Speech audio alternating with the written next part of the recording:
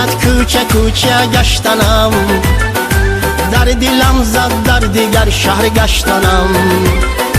خانه می روم نزد مادرم می روم، خانه می روم نزد مادرم می روم.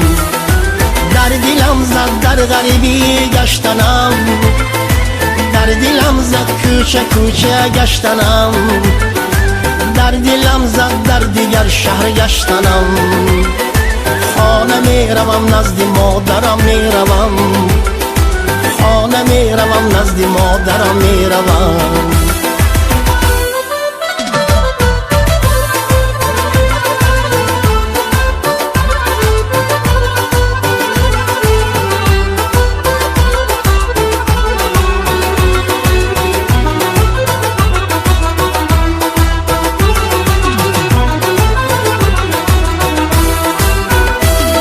روز گذشت و ماه گذشت و سال گذشت، عمر من در این غریبی ها گذشت. من ندانم چی سختیه در دلی من، این شبی من شب نمیسلی روز گذشت. در دلم زد در غریبی گشتنم، در دلم زد کوچه کوچه گشتنم، در دلم زد در دیگر شهر گشتنم. خانه می روم نزد مادرم می روم، خانه می روم نزد مادرم می روم.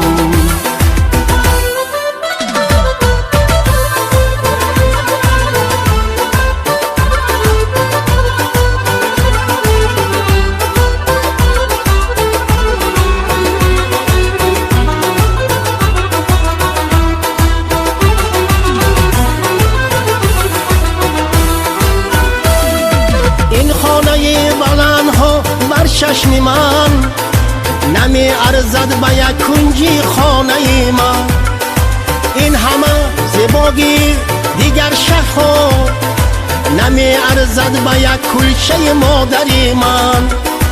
خود به خود خوریم آید هر زمان، زنده باشد مادران. خانه می روم این سحر خیزم ز خواب، طاقتم تا گشته من پرشتاب.